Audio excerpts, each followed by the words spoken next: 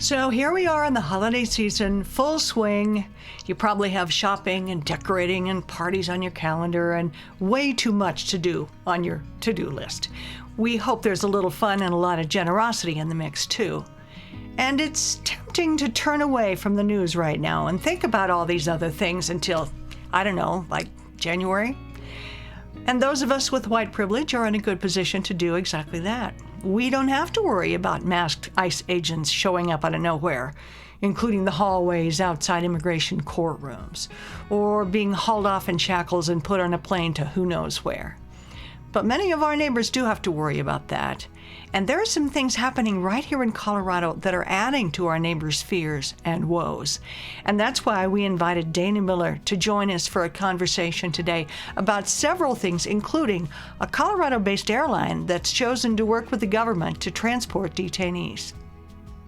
We're happy to say that Dana Miller could find time in her schedule, and I don't know how she did, to join us again on Faithful Resistance to talk about the many immigration issues that are happening in Colorado right now. There are so many. There are new ones. There's a new group forming as we speak, practically. So we're going to be organized, and Dana is going to walk us through what's happening in Colorado from her vantage point with the IPT, the Immigrant Partnership Teams. Welcome, Dana. Thanks. Thank you. Thanks for having me here again. It's really an honor. You know, for the longest time, I realized I thought they were immigrant protection teams, but they're immigrant partner teams. We changed the name. Oh, it's not me. I love that. Yeah. It's feedback. Yeah. It didn't seem as white savior. So we changed it. We're now partnership teams instead of protection. That's excellent. Now, I know one of the things you're working with now is what ICE is doing to move people around, detain them, transfer them, and so forth. So would you start by talking about it? Because I kind of need a little primer on what they're doing. Well, it's complicated. The whole system is very complicated. It's very chaotic. It's very complex, and it's very screwed up. So what I'd like to talk about today is kind of looking at nationwide what the airlines that are chartering with ICE to carry detainees. There are lots of airlines that are doing this.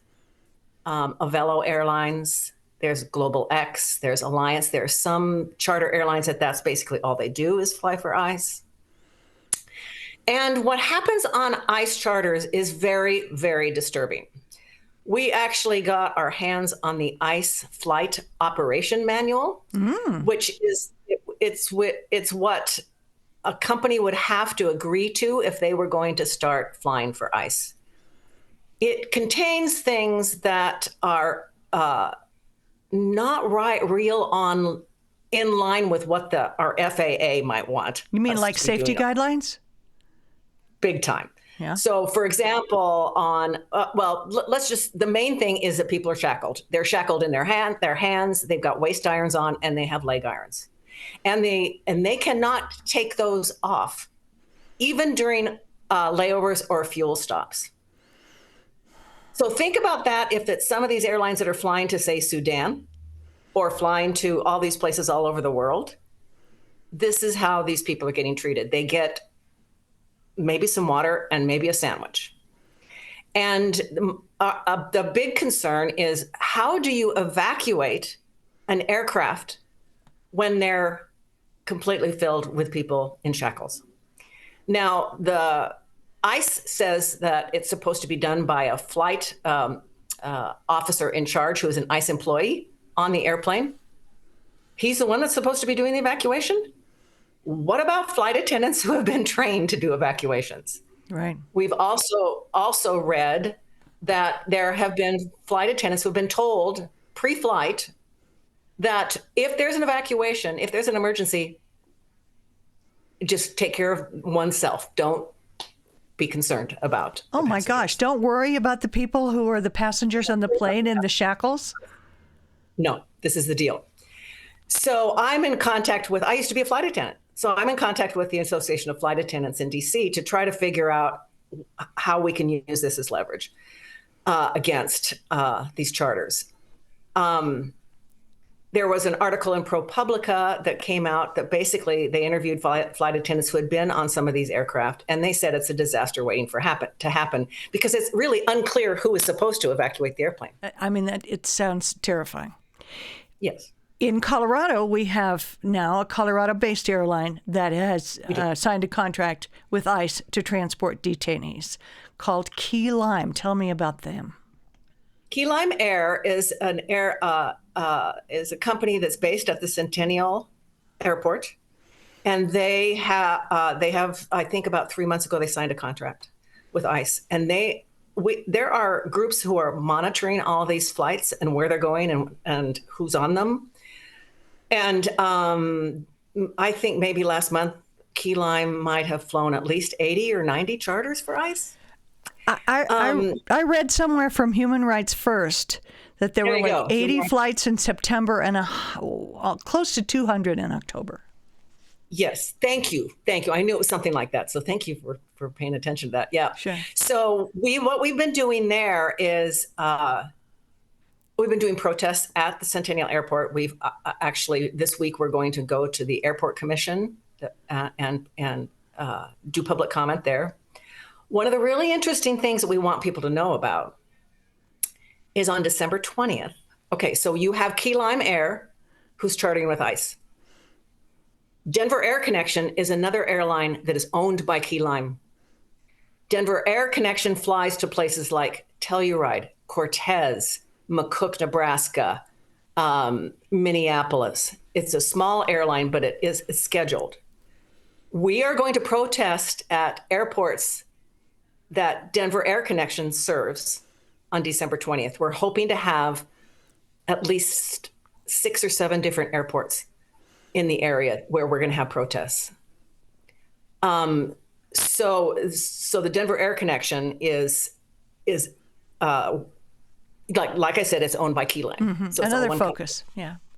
And then this other part that's so interesting about how Key Lime has also got contracts with CU to carry some of its sports teams around. Yes. And it's been a fascinating and kind of jump into what it could possibly take to get a university to actually stop contracting with Key Lime. We've been in contact with Chancellor, President, the Board of Regents, with faculty members, student groups. The DSA group from CU did a protest last week that got a huge amount of press, front page of the Boulder Daily Camera and all sorts of stuff. We're going to continue to protest at CU, but we're also trying to figure out what kind of movable target could we actually have there that would make a difference, because, CU's in a tough position because the Trump administration wants to start pulling a lot of funding from universities. So they're a little, concerned about if they went ahead and did something that would get the ire of the Trump administration, which is totally understandable. Well, I also read that they said that when they do a contract with any contractor, they don't ask, who else do you do business with? They figure it's none of their business. So, and it turns out that's really common, because we were on a Zoom call the other day with the American Friends Service Committee. They have a staff of corporate accountability people. And they say that's really standard for procurement, because the university may have hundreds and hundreds and hundreds of contracts with people. So if they were to do homework on every single one of those companies, it would be that they don't do that. But we're going to ask them to do that, especially in this situation, because when they first signed the contract, they didn't fly with ICE. Key Lime didn't fly with ICE. So we are going to be asking them to maybe change some of their procurement policies so that in the future something like this couldn't happen again, because it just doesn't seem to make a lot of sense that you wouldn't want to have some information about a company you're contracting with that's doing something like this. So we're working on all the arms and legs of that. What does Key Lime say about all this? Key Lime doesn't say anything personally to any of our emails, but they have made public comments that, we don't talk about our charter operations, and we have a, perfect safety record. This has got to be so frustrating. it's not straightforward. It's not go out and do a protest and expect things to change. There's so many moving parts. How do you keep going? How do you not give up? I have to be really, really honest with you about this.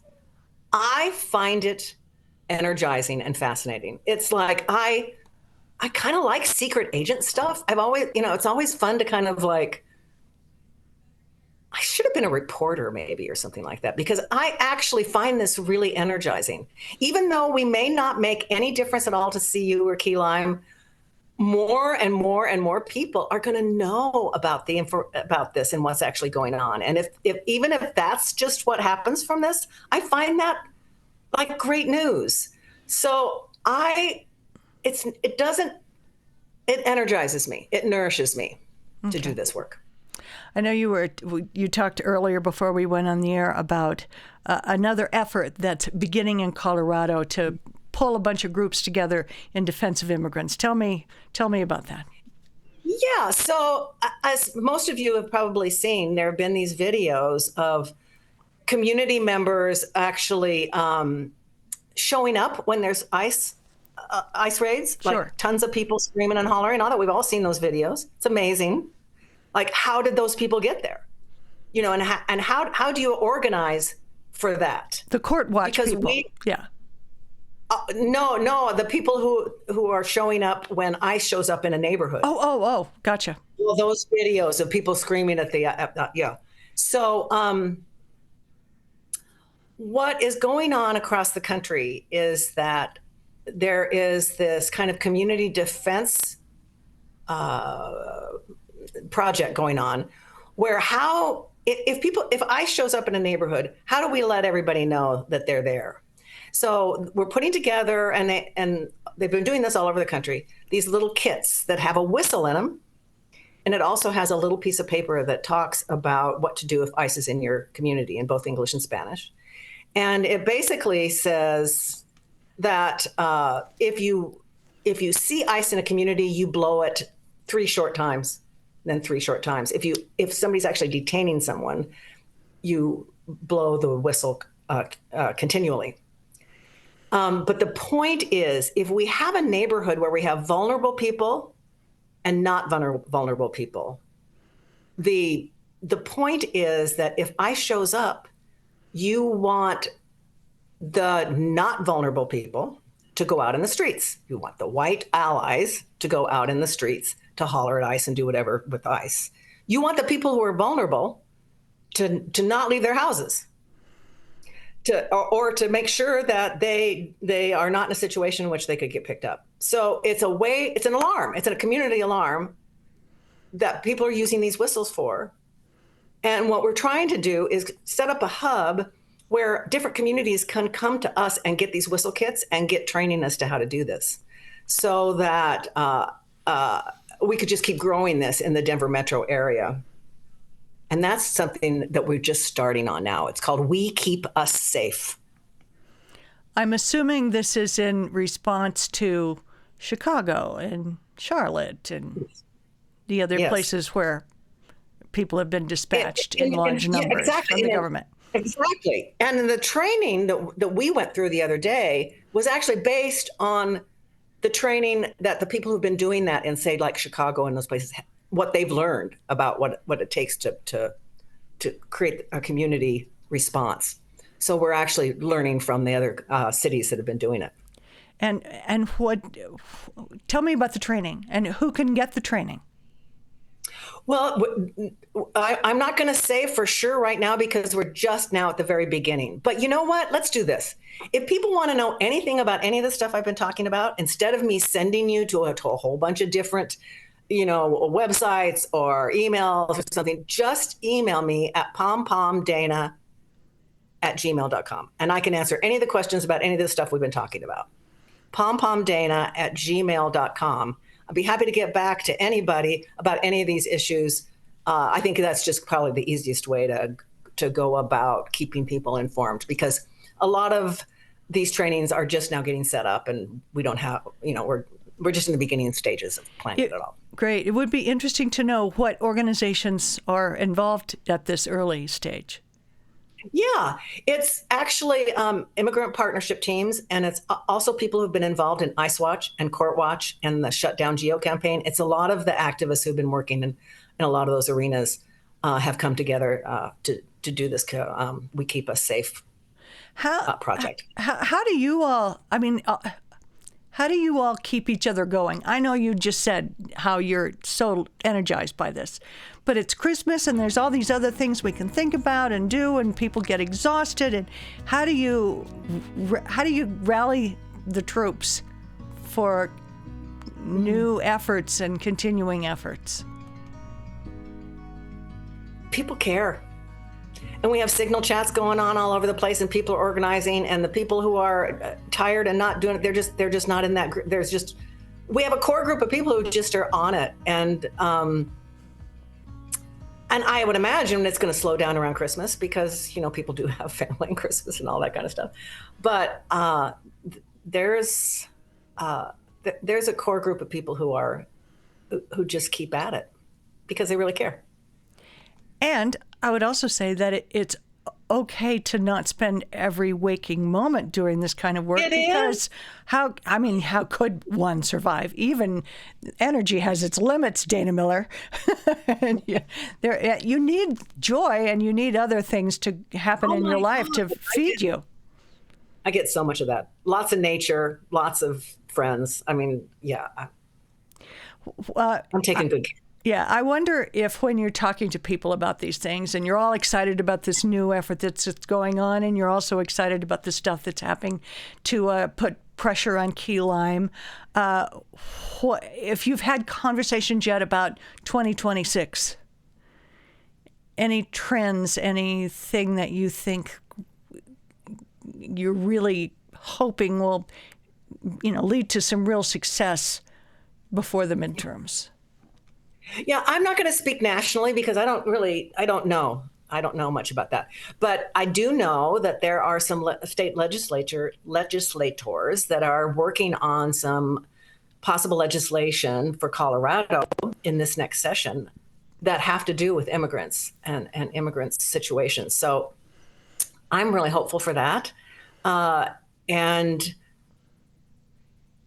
in terms, Chris, in terms of the big, I'm encouraged for the most part what's going on nationally because I think, the Democrats did well. I think people are now saying that a good percentage of people think that what Trump is doing in terms of immigration is, baloney. And it appears that the GOPs are kind of imploding. So I think we're on in a good direction. Where that's actually going to lead, I don't know. But you just take it day by day. That's right. And I'm sure we'll talk again in 2026 and see how things are going. I hope so. Wouldn't it be great to be able to say, yes, we've had these accomplishments, and before next November? That would really be great. Yep. Thank you for joining us to bring us up to speed. Any last words that you want to put in about things that are going on right now, or have we covered most things? But if people want to be members of immigrant partnership teams, we have them all over the area. We have them in Golden. We've got a really active team in Golden, and in Denver and Arvada and Aurora. Just email me and we'll put you on a team. pompomdana@gmail.com. Thank you, and happy holidays and happy faithful resisting to you. Thank you. Thanks, Dana. If you have ideas for topics or people to interview, please email us at faithfulresistance@jeffersonunitarian.org. And please share this podcast with other people of goodwill and subscribe yourself. Also, to find ways to do your part, even during the holidays, please check out the Faithful Resistance page at our website, jeffersonunitarian.org. And just keep on doing the next right thing. Go out and do the next right thing.